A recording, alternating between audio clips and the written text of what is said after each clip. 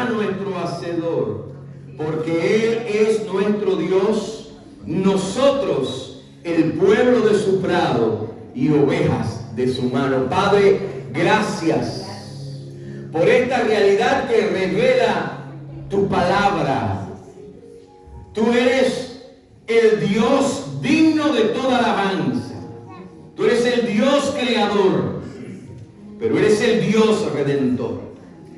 Eres el Dios que es Padre. Y nosotros somos el pueblo de tu prado y ovejas de tu mano. Aleluya. Gracias por esta realidad, Señor, que nos llena hoy al comenzar el primer servicio de un nuevo año que nos regalas. Tú eres Dios. Y tu iglesia, tu pueblo, somos tus hijos. Y es, Señor, en esa realidad que nosotros también nos reunimos hoy, nos congregamos, especialmente alrededor de esta mesa, oh Dios, para alabarte, para expresarte nuestro amor en adoración, para agradecerte. Por lo tanto, Dios, te rogamos que hoy llenes tu casa, que es tu iglesia, tu casa, que es tu pueblo, tu casa, que somos las ovejas de tus manos. La llenes hoy de tu presencia. Trata con nosotros, trabaja en nuestras vidas y recibe toda la adoración, Dios. Toda la alabanza que solo tú mereces, de la cual solo tú eres digno, Dios. Y que al salir de este lugar hoy, Señor, salgamos de aquí transformados, salgamos de aquí renovados, salgamos de aquí desafiados y llenos de tu Espíritu Santo, para poner tu palabra por obra en nuestras vidas. Gracias, Dios, en el nombre de Jesús. Amén y amén. Pueden sentarse. Dios les bendiga, hermanos. Vamos a dar lectura a la palabra para ministrar las ofrendas al gobierno. En Proverbios capítulo 3, versículos 9 y 10. Honra a Jehová en tus bienes y con las primicias de todos tus frutos, y serán llenos tus graneros con abundancia, y tus lagares rebosarán de mosto. Padre, gracias, Señor amado, te damos en esta hora, mi Dios, por el privilegio de poder devolverte, Padre, un poco de lo mucho que tú nos das a nosotros, Señor. Bendice estas ofrendas, bendice estos diezmos, Padre amado. Bendice al que puede dar, Señor amado. Bendice al Señor que no ha podido dar, pero en su corazón tú sabes que quiere dar, Señor. Multiplícalo, Señor amado. Que seas tú glorificándote, Padre, con salud, con providencia en la vida de cada uno de nosotros, Señor, y podamos seguir diciendo como siempre, Padre, Jehová Jireh, que tú eres nuestro proveedor, Señor. Te damos gracias, Padre, en el nombre de Jesús. Amén. Amén. Dame un segundito. Una pequeña instrucción en relación a las ofrendas. Si usted está con nosotros por primera vez, nosotros no pasamos un plato, una bolsa, tenemos una cajita en la entrada donde en cualquier momento usted puede ir y depositar allí su ofrenda, o si lo prefiere la puede enviar por Cele. No sé si tenemos la información de Cele por ahí en pantalla, ahí está, a bautistapamcoast@gmail.com. Así que gracias por su aporte y por su apoyo a la obra del Señor de esta manera también. Que Dios le bendiga.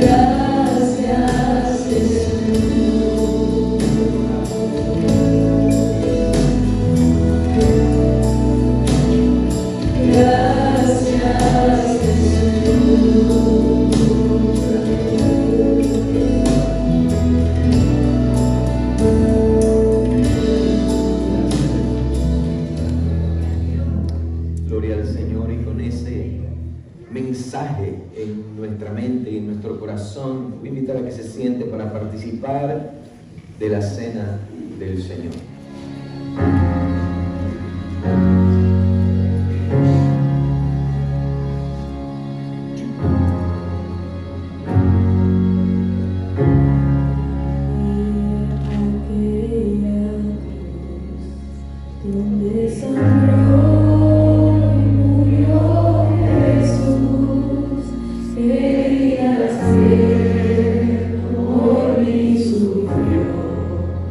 Crucificado.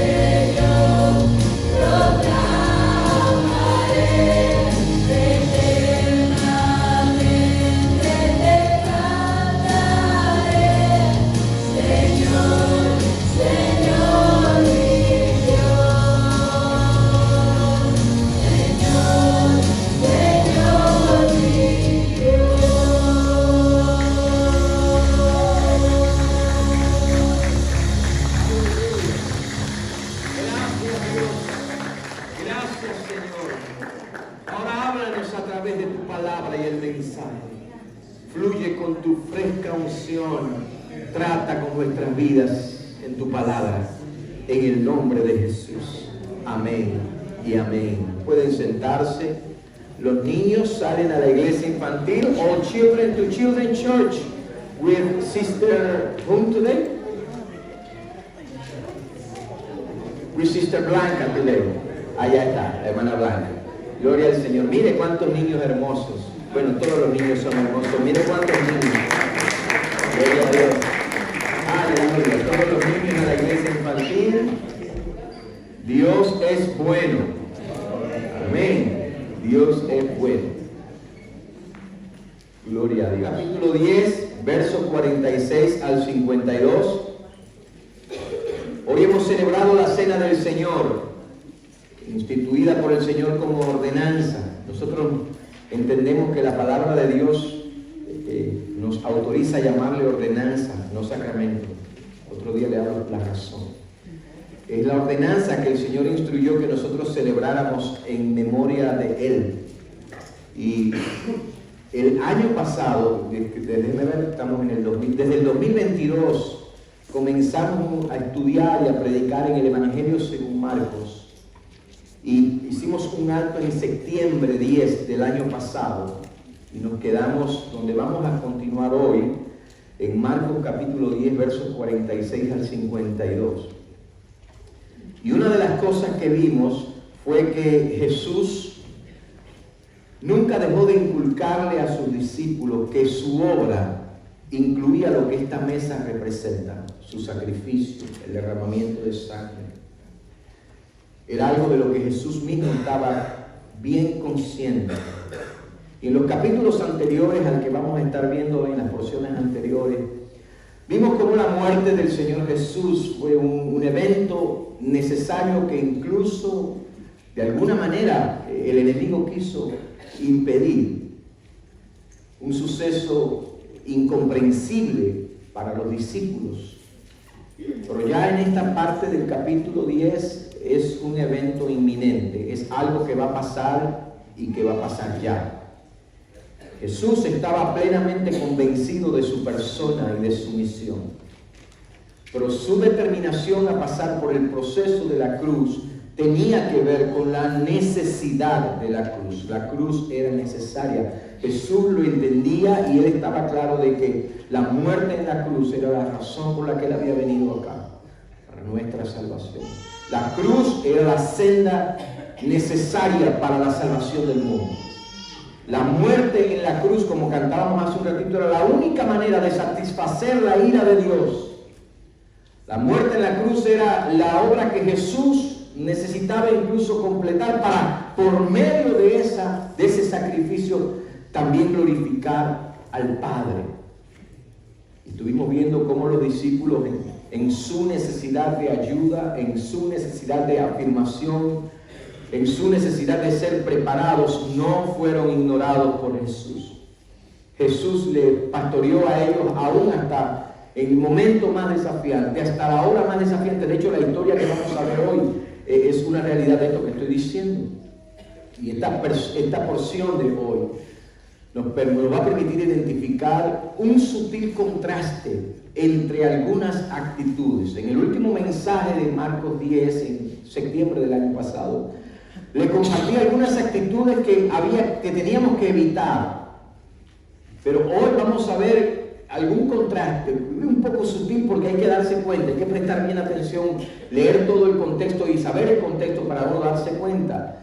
Vamos a ver del comportamiento de algunos discípulos en un contexto en el que Jesús le está hablando de su muerte. Hay un contraste, cómo los discípulos reaccionan, responden cuando Jesús le está hablando de la muerte. Recuerda ahí mismo en el capítulo 10, un poco más adelante, la cuestión de ellos, Jesús hablando de la muerte, de que él iba a morir, y lo que ellos estaban preocupados es quién iba a ser el más grande, que quién era el que iba a estar a su derecha, quién iba a estar a su izquierda, quién iba a ocupar un puesto de importancia. Y también en este contexto de hoy vamos a ver la actitud de la multitud que seguía a Jesús. Pero en particular vamos a ver la actitud de un ciego que mendigaba a la orilla del camino. Marcos capítulo 10. Marcos capítulo 10, si quiere abrir su Biblia. versos 46 al 52. Y dice así la palabra del Señor. Entonces vinieron a Jericó, y al salir de Jericó, él y sus discípulos y una gran multitud, Bartimeo el ciego, hijo de Timeo, estaba sentado junto al camino mendigando. Y oyendo que era Jesús Nazareno, comenzó a dar voces y a decir: Jesús, hijo de David, ten misericordia de mí. Y muchos le reprendían para que callase, pero él clamaba mucho más: Hijo de David, ten misericordia de mí. Entonces Jesús, deteniéndose, mandó llamarle, y llamaron al ciego diciéndole: ten confianza, levántate, él te llama. Él entonces, arrojando su capa, se levantó y vino a Jesús. Respondiendo Jesús le dijo: ¿qué quieres que te haga? Y el ciego le dijo: Maestro, que recobre la vista. Y Jesús le dijo: vete, tu fe te ha salvado. Y enseguida recobró la vista y seguía a Jesús en el camino. Interesante que en la narración de esta misma historia por el evangelista Mateo, en el evangelio de Mateo, Mateo dice que eran dos ciegos, pero Marcos decide enfocarse en uno. De hecho nos da el nombre, Bartimeo. Y lo primero que quiero que prestemos atención hoy en la palabra, desde la palabra de Dios, y el tema pues está en las pantallas, una gran realidad. Creo que lo que dice en la pantalla sería suficiente para irnos bendecidos hoy aquí y llenos del Señor, pero no nos vamos a ir todavía. El Rey que se detiene por ti, que hace una pausa para atendernos a nosotros. Y la realidad en cuestión de Bartimeo, no sabemos mucho quién fue este hombre, no sabemos, solamente lo que dice Marcos aquí brevemente, no sabemos mucho de él, pero lo que sí nos dice, o lo que sí sabemos por lo que podemos leer, es que la condición de su vida era desafiante. Era una lucha, era una vida difícil la de Bartimeo. Era desafiante en primer lugar debido a su condición física, era ciego, y eso traía consigo una serie de desafíos que solamente podemos imaginarnos. Pero su condición traía también otra serie de problemas. Su condición traía consigo la imposibilidad, entre otras cosas, de ganarse la vida trabajando como las personas normalmente lo hacían. Y eso es evidente en el hecho de que dice la palabra de Dios que este hombre estaba sentado junto al camino mendigando. Suficiente. No era un caso único el de Bartimeo, como le dije, Mateo dice que eran dos, pero era algo muy común en aquellos tiempos encontrar personas discapacitadas, ciegos, mendigando a las orillas de los caminos, encontrarlos estratégicamente ubicados por las rutas por donde la gente mayormente transitaba, donde la gente pudiera verlo, donde la gente pudiera encontrarlo, especialmente en caminos, en rutas centrales. De hecho, esta ruta en Jericó, que era una de las ciudades más importantes de la región, de hecho se cree que es la ciudad más antigua del mundo, era una de las rutas principales para el comercio que atravesaba toda Jericó. Así que este camino era uno de esos lugares por donde transitaban personas del pueblo y gente que no era del pueblo, gente que estaba de paso, comerciantes, potencialmente gente que podía verle y tener compasión de él. Más aún en el contexto en que se está desarrollando esto, que es durante la celebración, cuando la gente iba en peregrinaje para la celebración de la Pascua. Nosotros sabemos que cuando hay épocas en que se enfatizan ciertos aspectos religiosos, la gente como que se vuelve un poco más sensible, ¿verdad? Lo acabamos de ver, por ejemplo, en las Navidades, Acción de Gracias. El hecho es que este hombre, a causa de su condición, no podía ganarse la vida como otros se ganaban la vida. Lo ponía él en una situación desafiante económicamente, financieramente, y ahí estaba junto al camino, esperando de la compasión de otros, de la generosidad de otros, del buen corazón de otras personas. Su vida era difícil por eso, era desafiante también en el contexto social. Si usted va a Levítico capítulo 19, verso 14, o Deuteronomio capítulo 27, verso 18, usted se va a dar cuenta de que Dios trataba de manera muy especial a las personas con discapacidad, a las personas minusválida, especialmente en Levíticos y en Deuteronomio habla de ciegos y habla de sordos. Decía, Dios condenaba que se les maltratara. Dios condenaba, la ley misma condenaba que no fueran atendidos, que fueran marginados. La ley lo hacía bien evidente. Pero aún así, las personas con discapacidades y problemas como el de Bartimeo, la gente hacía lo contrario. Eran comúnmente desatendidas, eran comúnmente ignoradas, marginadas. Y quizás es por eso que mientras las multitudes seguían a Jesús y marchaban por el camino, Él estaba allí sentado a la orilla del camino. Quizás es por eso la reacción de las personas a su clamor. Le dijeron, cállate. Querían silenciarlo. Así que su condición le ponía en una situación difícil económicamente, financieramente, socialmente, pero también a causa de lo que la gente creía y lo que la gente entendía, incluso lo que la religión enseñaba. En el fondo, detrás de todo, es posible que en el corazón de este hombre había una lucha espiritual dolorosa, profunda, porque la gente en esos tiempos creía que ser ciego y otros problemas de condiciones físicas o salud física, pero especialmente hablando aquí de ciego, que ser ciego era el resultado de los pecados de esa persona, que era ciego porque algo había pecado. Y si no era el pecado de él, era el pecado de sus padres. O sea, socialmente, pero también religiosamente.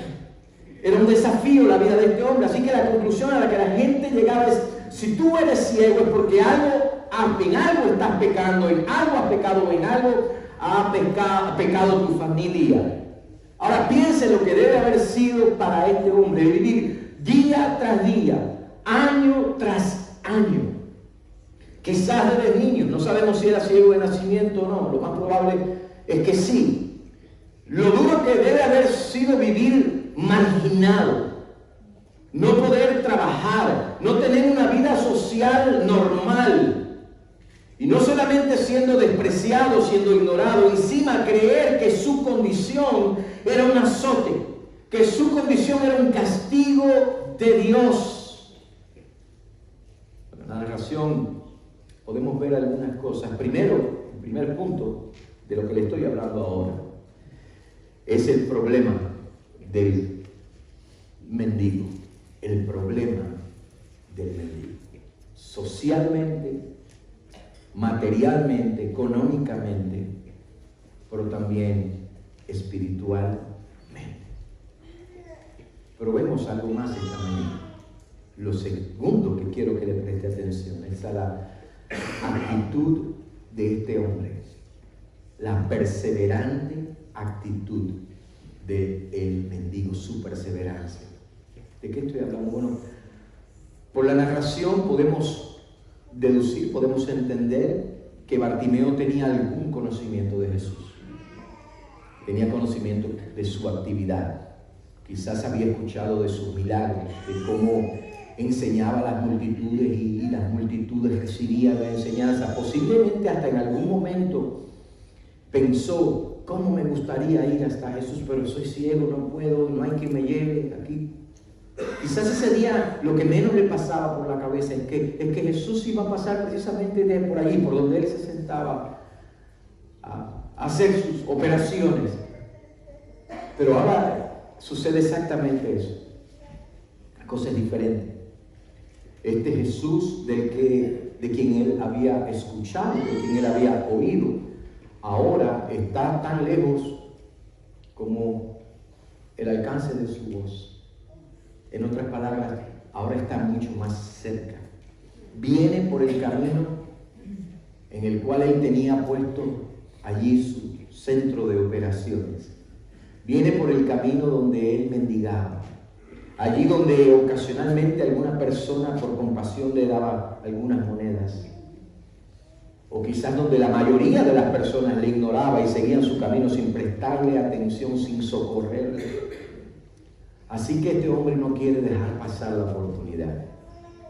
Lucas, en esta narración, dice en el capítulo 18, verso 36, 37, dice: y al oír a la multitud que pasaba, preguntó qué era aquello. y le dijeron que pasaba Jesús Nazareno. Verso 47 en Marcos dice, y oyendo que era Jesús Nazareno, comenzó a dar voces y a decir, Jesús, hijo de David, ten misericordia de mí. Dice Marcos, comenzó a dar voces. Dice Lucas, dio voces. La idea es la misma. Y esa expresión en el original es bien interesante porque es muy intensa. Quiere decir prorrumpir en alta voz, llamar a gritos. Yo ni siquiera lo voy a imitar para que no se asuste. Pero quiere decir gritar o vociferar, dice uno de los léxicos del griego del Nuevo Testamento, con la implicación de la naturaleza desagradable del sonido o de un chillido. Como que, oye, ya. Como me hace mi esposa a mí a cada rato. Es un término bien fuerte. Dice, en medio de toda la conmoción que había, del bullicio del gentío, su voz se levanta, grita a voz en cuello. Una acción que implica una actitud desesperada de este hombre. De alguien que está pensando o ahora o nunca. Y sucede algo que a mí realmente me impacta, creo que es impactante, no solamente para mí.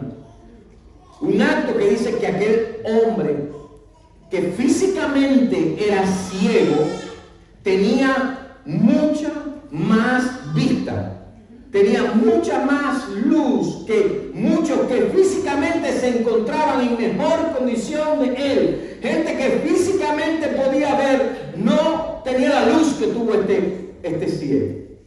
Él le dice, Jesús, hijo de David. Y hay varias cosas aquí. Primero, él no le encarga a otro, le dice, dile por favor que a ese Jesús, dile que me atienda, que me preste atención. Él se dirige directamente a él. Y aunque luego más adelante le dice maestro, cuando ya hay un intercambio entre Jesús y Bartimeo, en ese momento no le llama maestro, cuando lo está invocando, cuando quiere captar su atención, le dice hijo de David. En otras palabras, ¿sabe lo que hijo de David había llegado a ser en ese tiempo? Un título mesiánico. Eso es lo que era. Está reconociendo el carácter mesiánico de Jesús. Fíjese que hasta ahora mucho de lo que Marcos ha escrito, y si usted ha tenido la oportunidad de leer el Evangelio de Marcos, escuchar estudios, o estuvo acá durante más de un año, mucho de lo que ha escrito tiene que ver con la obra de Jesús, tiene que ver con los milagros de Jesús. Pero ahora, camino a Jerusalén, junto con el énfasis en la muerte, comienza a enfatizar el carácter mesiánico de Cristo. De hecho, es la única vez en la que alguien llama en Marcos a Jesús hijo de David. Es la única vez que otra persona llama a Jesús hijo de David. Y es evidente que Dios ha estado trabajando en el corazón de este hombre. Y este es les decía, sutil contraste de todo este contexto. La ceguera de aquel hombre era física. Note aquí el contraste. Pero la ceguera, para empezar, de los discípulos mismos era espiritual. En el mejor de los casos era una especie de miopía espiritual.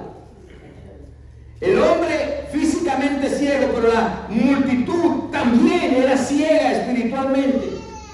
Y el ciego físicamente ve lo que los demás no están viendo. Por eso, aunque la gente insistía en silenciarle, él persistía, él perseveraba. Alabado sea el nombre del Señor. ¿Sabe por qué? Porque las profecías decían, en primer lugar, que el Mesías vendría del linaje de David. Lea luego 2 Samuel, por ejemplo, capítulo 7. Y que el Mesías era el ungido de Dios para gobernar, para ser rey eternamente. De hecho, por eso Mateo en el capítulo 1 comienza la genealogía diciendo Jesucristo, hijo de David. Y por siglos la gente había esperado y la gente había anticipado la llegada del Mesías. Y las profecías también decían que algunas cosas que la gente iba a saber que era el Mesías, porque algunas cosas le iban a distinguir de los demás. Hablamos de hijo de David, pero Isaías 35, versos 4 y 5 dice, proféticamente, 750 años aproximadamente antes de que viniera Cristo al mundo, el profeta Isaías dijo, decid a los de corazón apocado, escuche, ¿cómo se iba a distinguir el Mesías? Esforzaos, no temáis, he aquí que vuestro Dios viene con retribución, con pago. Dios mismo vendrá y os salvará. Entonces, verso 5, los ojos de los ciegos serán abiertos y los oídos de los sordos se abrirán. ¿Y qué tenemos acá?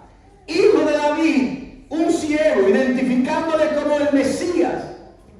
No sabemos mucho de Bartimeo, pero sabemos que tenía bastante luz. Sabemos que conocía las profecías. Este es el hijo de David. Mire esto que interesante. Este es el hijo de David. El que va pasando por ahí es el Mesías. Y las profecías dicen que parte de la descripción laboral del Mesías es abrirle los ojos a los ciegos. Y yo soy ciego. Bendito sea el nombre del Señor. Ahora, si usted recuerda Lucas 4, al inicio del ministerio de Jesús, Jesús mismo lee y se identifica a sí mismo como aquel de quien la profecía de Isaías hablaba. Él dijo, el Espíritu del Señor, aquel día solemne, está sobre mí, por cuanto me ha ungido para dar buenas nuevas a los pobres, me ha enviado a sanar a los quebrantados de corazón, a pregonar la libertad a los cautivos y vista a los ciegos, a poner en libertad a los oprimidos, a predicar el año agradable del Señor. Así que solamente imagínese la emoción, solamente imagínese el entusiasmo, solamente imagínese la desesperación de Bartimeo. El Mesías, este que abre los ojos de los ciegos, está al alcance de mi voz. Esta es una oportunidad única. La gente puede intentar detenerme, la gente puede hacer todo lo que quiera que hacer para que yo no le invoque, para que yo no le llame. Oh, pero yo sé que Él tiene el poder para hacer en mi vida lo que mi vida necesita. Por lo tanto, yo voy a perseverar y voy a abrir mi voz y nadie me va a callar. Jesús, hijo de David, ten misericordia de mí. La reacción de la multitud fue esa, quizás porque le molestaban los gritos. O es posible que les molestara más que Él estuviera identificando a Jesús como el hijo de David, el Mesías. Y es este trato de la gente también evidencia de cómo la gente trataba a las personas en su condición. No ofrecían ningún tipo de ayuda, por el contrario. Pero quiero que le preste atención a un tercer punto acá: la petición desesperada del enemigo. Bartimeo clama a voz en cuello a Jesús. Y cuando lo hace, en ese momento, está tratando de obtener, de captar la atención de Jesús, no le pide ni siquiera que lo sane, al menos no en ese momento. Él quiere lo que la gente no le daba. Él quiere lo que Dios es especialista en dar, lo que Él necesitaba. Él pide misericordia. Y esto es profundo. Él pide, ten misericordia de mí. Se ha definido misericordia de manera breve como cuando Dios no nos da lo que merecemos. Eso es misericordia. Pero en el contexto bíblico, misericordia es mucho más amplio que eso. Misericordia es cuando alguien puede darte lo que te mereces y escoge no hacerlo. Puede darte lo que tú verdaderamente necesitas. Misericordia es cuando tú estás a la merced de esa persona. Porque la pregunta no es si Jesús podía intervenir, si Jesús podía cambiar la vida de aquel hombre. El clamor por misericordia implicaba que si Jesús no quería, no tenía por qué mostrarle misericordia. No estaba obligado. Jesús estaba en una posición en la que si Él quería podía ignorar a Bartimeo. O quizás podía darle lo que se merecía a Bartimeo. Es decir, todo estaba de parte de Jesús. La decisión era de Jesús. Pero pudiendo rechazarlo, pudiendo ignorarlo, pudiendo incluso darle lo que se merecía, Jesús escoge prestarle atención. Jesús escoge mostrarle favor. Hermanos y hermanas, amigos, necesitamos aprender a clamar por misericordia. Necesitamos misericordia no solo a causa de nuestro pecado, necesitamos misericordia también a causa de nuestra incapacidad. Necesitamos que Dios intervenga en nuestras vidas, necesitamos que Dios trabaje en nuestros corazones, necesitamos su misericordia. Pero note algo más aquí en el verso 49. Entonces Jesús, deteniéndose, este es el cuarto punto. Mira el cambio acá. La pausa de Dios. Pero pastor, el que se detuvo fue Jesús. Sí, el Mesías, el divino, el Redentor, el eterno Jesús. Jesús va camino a la cruz. Eso es lo que le esperaba en Jerusalén. A camino a la cruz. Esta es la última vez incluso que va a Jerusalén. Bartimeo no sabía si él iba a regresar de vuelta o no. De hecho, por eso Bartimeo actúa como si fuera la última vez. Reacciona, es la última vez, no hay otra oportunidad. Jesús tiene un plan que cumplir. La idea de la cruz, piensen en esto, lo que va en la mente de Jesús, va camino a Jerusalén, él sabía lo que le esperaba. Pero no solo va camino a Jerusalén, multitudes le siguen. Es posible que muchos de entre la multitud de enfermos, gente con problemas. Pero piensen en esto, Jesús no se detiene para ninguno de aquellos de la multitud. Quizás otros iban siguiendo y gritando, tengo 5 panes, yo también, y 2 peces. Tírame un carro, multiplícamelo a mí también. O, necesito esto, necesito aquello. Yo también tengo una hija que está enferma. Y él seguía avanzando, seguía marchando. Hasta que una persona, el marginado, alguien de lo menospreciado y lo vil del mundo, le llama por quien es él. Y le ruega por lo que solamente Dios sabe perfectamente mostrar y dar: misericordia. De hecho, esa expresión, Jesús se detuvo, se paró. La idea que da en el original es: Jesús se paró y estuvo quieto. No es que simplemente se detuvo, sino que se paró con una actitud reflexiva de alguien que bien presta atención. E inmediatamente dice que le manda a llamar. Díganle que se acerque. Me gusta cómo lo pone la Nueva Traducción Viviente. Dice: cuando Jesús lo oyó, se detuvo y dijo: díganle que se acerque. Así que llamaron al ciego. Anímate, le dijeron, vamos, él te llama. Bartimeo echó a un lado su abrigo, se levantó de un salto y se acercó a Jesús. Me gusta el lenguaje porque pareciera que la gente se acercó y le dijo: anímate. No te me achicopales, como dijéramos en México. Hoy es tu día. Seca tus lágrimas. Ten confianza. Ten ánimo. Levanta. Bendito sea Dios. Presta atención a la pausa de Jesús. Porque lo que para la multitud era causa de enojo, para Jesús fue causa de atención. Bendito sea Dios. Yo pensaba en esto y quiero decirles: iglesia, necesitamos detenernos y examinarnos nosotros a la luz de la palabra. Permítame repetir eso de nuevo. Pueblo de Dios, necesitamos detenernos y examinarnos a la luz de la palabra y a la luz de este acto de Jesús. No sea que nosotros terminemos siendo tan insensibles como lo era aquella multitud. La pregunta es sencilla: ¿estamos nosotros prestando atención a la necesidad y al dolor que nos rodea? No estoy hablando solamente que nos rodea aquí como iglesia, que nos rodea a nosotros en nuestro vecindario, que nos rodea a nosotros en nuestros centros de trabajo. Estamos prestando atención de las personas que nos rodean. Estamos prestando atención al clamor por misericordia y estamos llegando a la gente con el evangelio para decirle: anímate, Él te escucha y Él te llama. Estamos haciendo lo que hacemos cuando vemos en la televisión uno de esos anuncios de niños en necesidad o personas en necesidad o de perritos abusados. Cámbialo rápido, que eso no lo quiero ni ver. Jesús le mandó a llamar. Y entonces, mire lo que pasa, verso 50. Él entonces, arrojando su capa, se levantó y vino a Jesús. La capa era una especie de manto, era una de las piezas de la vestidura, pero es posible que el ciego o los ciegos la usaran para ponerla en la tierra, en el piso, y que la gente echara ahí las limosnas, lo que echaban. Yo recreaba esto en mi mente y pensaba, ¿y cómo así no dice Marcos?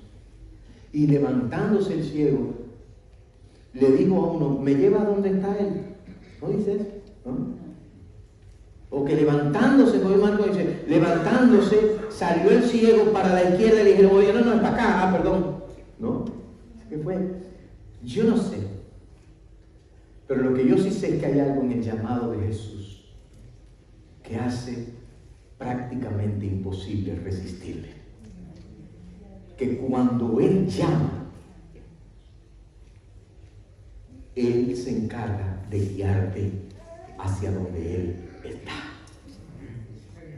Permítame preguntarle, ¿qué haces cuando te das cuenta que Jesús se ha detenido para prestarte atención? ¿Qué haces cuando Dios decide hacer una pausa para fijarse en ti, para atenderte?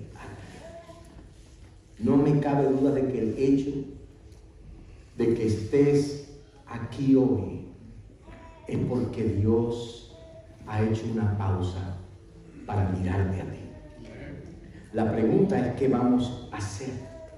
Estás aquí porque Dios soberanamente determinó que tú ibas a estar aquí este día. Estás aquí y Jesús se ha detenido delante de ti. Quizás para algunos Él ha escuchado tu clamor y ha decidido hacer una pausa para atenderte.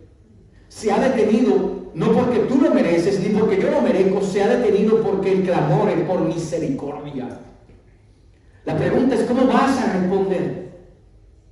¿Vas a aferrarte a la capa? ¿O vas a ir a Él pero con la capa en la mano? ¿O te vas a despojar de todo? La capa no era solamente una prenda de vestir, recuerdo, para este hombre. Para el ciego era un instrumento de trabajo. Ahí era donde recogía las colectas. Allí era donde la gente le echaba limosna. Su capa era importante, representaba su abrigo y sus ingresos hasta cierto punto. La pregunta es, ¿qué vas a hacer? No puedes clamar y correr a Jesús con bagaje. Tienes que rendirlo todo, con rezagos del pasado, con maletas del ayer. Necesitas responder con entrega total. Si hoy el Señor, tú entiendes, Dios se ha fijado en mí, es para que responda, bendito sea el nombre del Señor, y te desprendas de todas esas cosas. Pero quiero que note algo más en quinto lugar, lo que yo llamo acá la pregunta que confronta. Le dije que aquí hay contrastes sutiles que no debemos ignorar. Mira lo que Jesús hace, verso 51. Respondiendo Jesús le dijo, ¿qué quieres que te haga? Y el ciego le dijo, maestro, que recobre la vista. Ahora, esta es la segunda vez en este capítulo que Jesús le hace esta pregunta a alguien. ¿Qué quieres que haga? La primera fue en el verso 38. Sí, en el verso 38. Y se la hizo, ¿sabe a quién? A algunos discípulos. ¿Y qué respondieron ellos? Jesús les dijo, ¿qué quieren ustedes que haga? ¿Y qué fue lo que respondieron ellos? Queremos grandeza. Y obviamente el contraste está en la respuesta. Una respuesta revelaba que estaban totalmente desenfocados. Jesús le está hablando de muerte. Jesús le dice, pero ¿y qué quieren ustedes que hagan con ustedes? ¿Cuánta luz en este cielo? Ellos tenían aspiraciones de grandeza, pero la otra respuesta, la respuesta del ciego, habla de una condición, de una actitud necesaria, habla de humildad. Y si notamos bien esto, nos damos cuenta que esto refleja la respuesta, ambas respuestas refleja la fe de ambos. Los discípulos fallaron en ver lo que el ciego podía ver. A ellos también se les hizo la pregunta, pero ellos pidieron algo que no les iba a ser concedido. El ciego ha creído en el Mesías. El ciego ha creído que puede extender misericordia. Ha creído que puede sanarle. Pero ahora que llega a Jesús, lo que escucha es a Jesús haciéndole una pregunta. Y en la reacción de Bartimeo hay muchísimo que aprender acá. En primer lugar, responde con humildad. Le dice maestro. Se dirige a él con un título que implica respeto. Ya le dijo Mesías, hijo de David. Ahora le dice maestro, con reverencia. Responde con fe.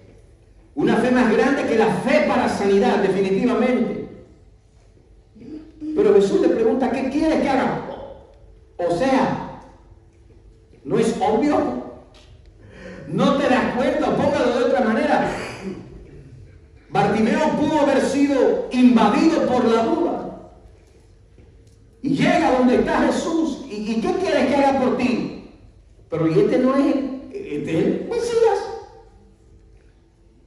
¿Y será entonces que me puede sanar o no me puede sanar?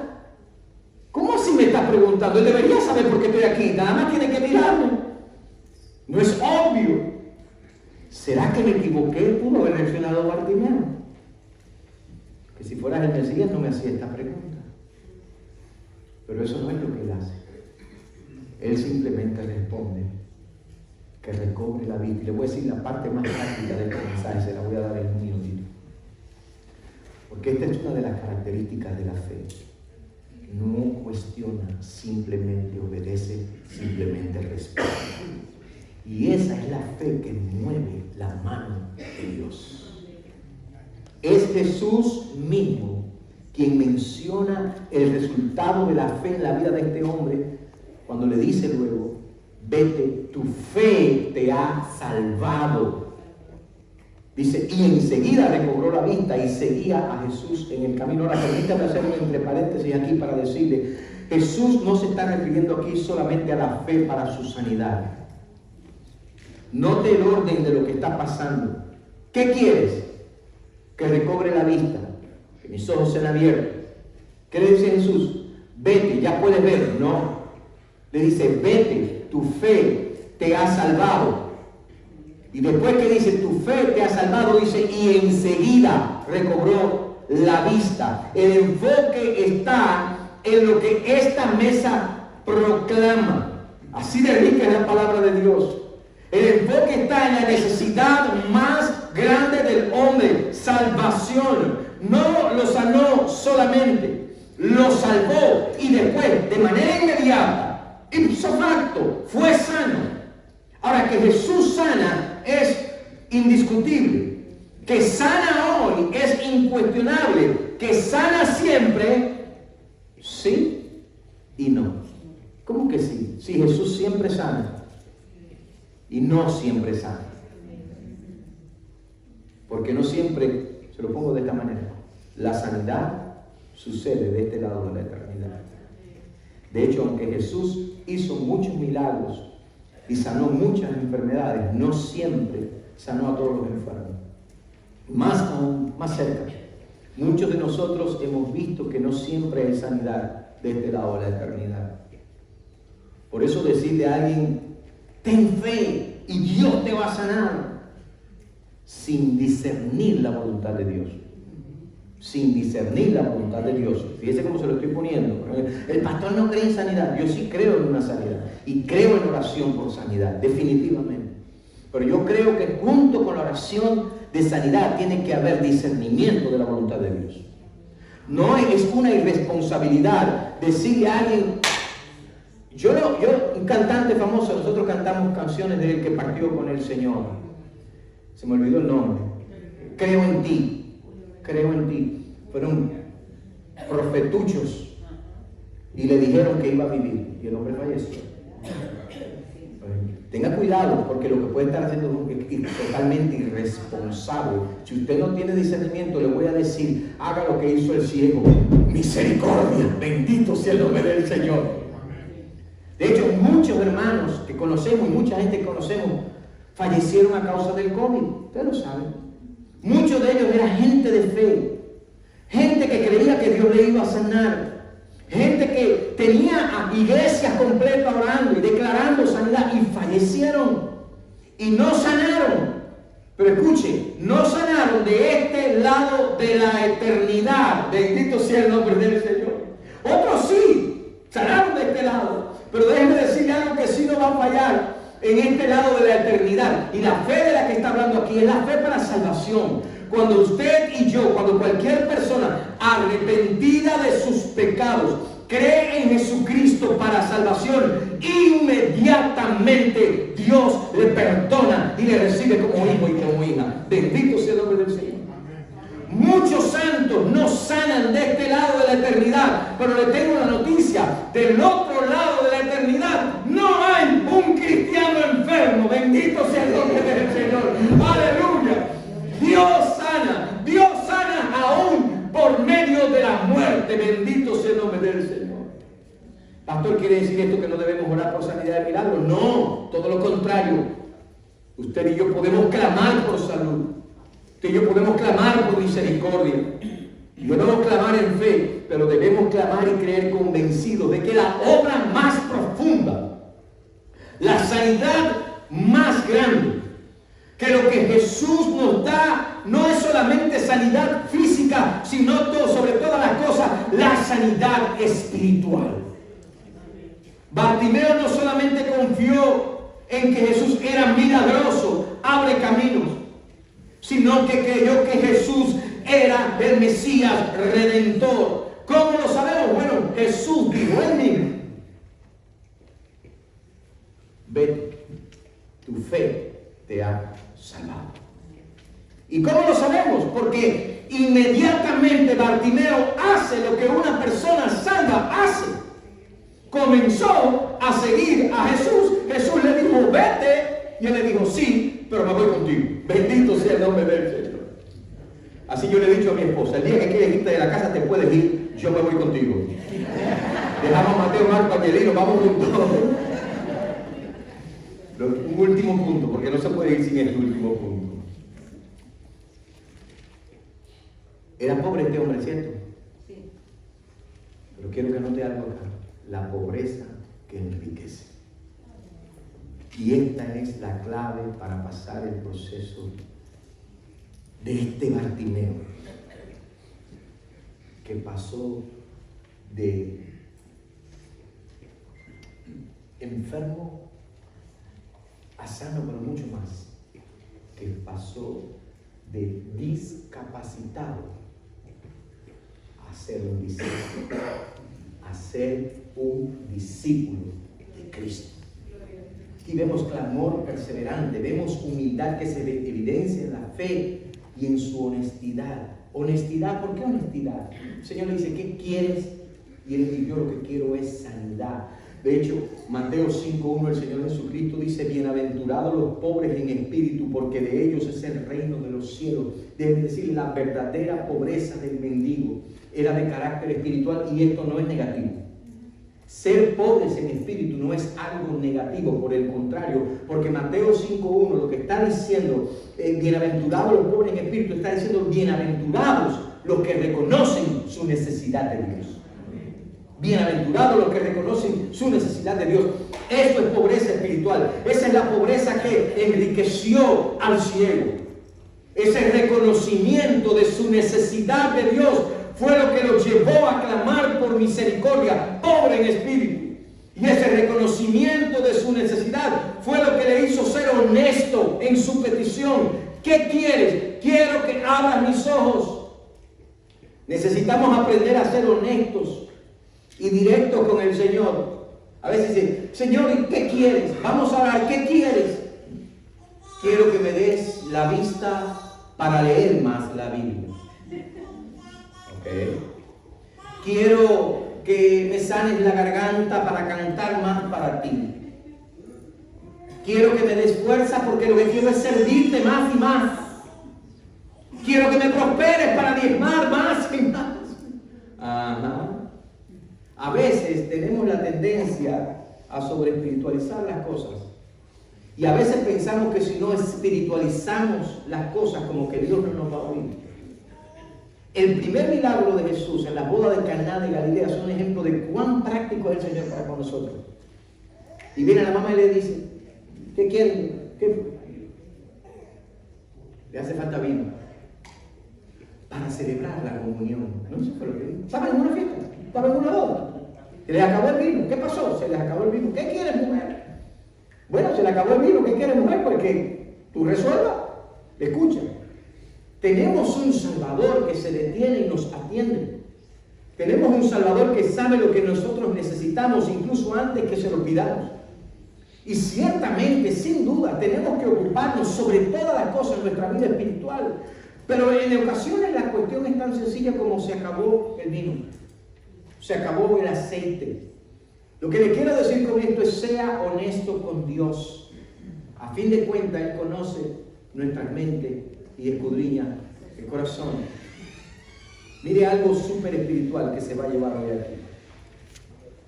No hay nada incorrecto en acercarnos a Dios con nuestras necesidades materiales, físicas. No lo hay. Con peticiones prácticas. Él nos atiende en todas las cosas. Él es el Redentor que se detiene. No tenemos por qué suprimir nuestros anhelos, nuestros sueños, nuestras metas. No tenemos que camuflajearlos con términos espirituales. Necesito ser honesto, no para informarle, Él sabe, sino porque mi honestidad es también un testimonio y es evidencia de mi fe. Pero le digo más. ¿Por qué es valiosa y fundamental nuestra honestidad? Porque la riqueza espiritual es oro. Es oro. Yo lo he experimentado en mi vida. Muchas veces voy orando a Dios por lo que necesito. Voy orando a Dios por lo práctico. Pero en la medida que voy orando y le presento, me hace falta vino, me hace falta aceite, me hace falta esto, necesito lo otro. En la medida que voy orando en esa comunión con Dios, el Espíritu Santo va tratando conmigo.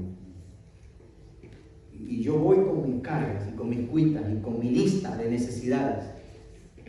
Y cuando pienso que he terminado, el Espíritu Santo me dice, te faltan unas cosas. Anota en esa lista no solamente el aceite, el pan, el vino. Anota lo que tiene que ver con tu vida espiritual, lo que tiene que ver con tu ministerio. Anota lo que tiene que ver, ángel izquierdo, con tu carácter. Y entonces, en la medida que el Espíritu Santo me muestre esas cosas, usted sea práctico, Él se va a encargar de guiarlo a los demás. Entonces ya el enfoque no es mi lista. Entonces le digo, sí, Señor, reconozco, necesito esas cosas que te mencioné, necesito esas cosas materiales, prácticas que tengo, pero ahora reconozco que yo quiero mucho más que estas cosas. Quiero tu gracia, quiero tu misericordia, quiero más de tu amor, quiero vivir más en comunión contigo. Así que aunque tú no me des lo que yo vine buscando en esta lista, bendito sea el nombre de Dios. Aunque no me des lo que yo quiera, ni cuando yo quiera, Señor, hay algo que no quiero que dejes de darme. Yo te quiero a ti. Yo quiero más de ti. Déjeme decirle que esto que le estoy diciendo no es retórica de predicador. Lo que le estoy diciendo es cosas que yo he vivido. Esto es algo que me pasó a mí. Esto lo viví yo. Un día estaba orando, pidiendo dirección de Dios para algo específico. Estaba presentándole mis inquietudes. Estaba presentándole unas necesidades prácticas reales. Y cuando pensé que había terminado, en el nombre de Jesús, amén, el Espíritu Santo trajo una imagen a mi mente. El Espíritu Santo me presentó un cuadro y una lista tan clara en mi mente que parecía que flotaba delante de mis ojos. Y la lista tenía un solo ítem. Uno solo. La lista decía, te faltó en tu lista perdonar. Fue a mí.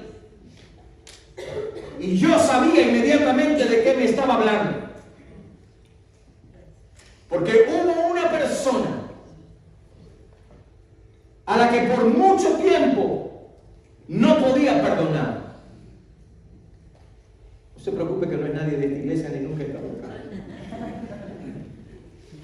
Y pensar en esa persona me amargaba y me enojaba de una forma que usted no se imaginaría que yo me enojaba. Alguien que causó una profunda herida en mi corazón. Alguien que dañó a uno de mis hijos. Y yo estaba navegando en la vida. Y yo estaba sirviendo al Señor. Y yo estaba llevándole mi lista de peticiones prácticas. Y estaba llevándole mi lista de necesidades ministeriales. Y de la iglesia. Y de otros. Yo llevaba mis peticiones. Pero la necesidad más grande, yo no la tenía en la lista. Era liberar perdón. No solo la ignoraba, sino que si me venía a la mente, la justificaba. Yo mismo decía, es que yo estoy reaccionando como padre. Y lo que me han hecho, me lo van a pagar. Y pasó algún tiempo. Y no vi más a esa persona hasta un día. Y le digo, cuando la vi, no fui un discípulo obediente. La persona me vio y literalmente salió corriendo. Literalmente salió huyendo. Yo no le pude tener cerca. No pude llegar. 2 veces traté de llegar a donde estaba. Y yo sé que no pude llegar donde estaba porque fue la misericordia de Dios conmigo, porque hoy yo no podría estar parado aquí. Así se lo digo. Conózcanme. Pero le digo más. Yo salí de allí y me sentí un héroe. Me vio y salió corriendo. Soy un bárbaro. Y unos días después,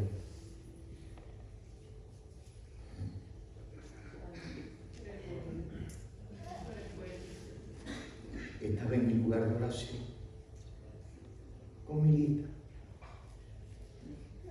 práctica, honesta. Y el Espíritu Santo me dijo, you're finished. Te falta algo. ¿Por qué no me pides que te ayude a perdonar? Y me arrepentí. Y yo no he vuelto a ver a esa persona. Pero por el Señor sé que si la veo no va a ser lo mismo. Le voy a correr a esa persona si Dios me da la oportunidad. Y le voy a decir, yo te perdoné en ese tiempo. Lo que quiero decir es ser honesto con el Señor. Sea honesto con el Señor.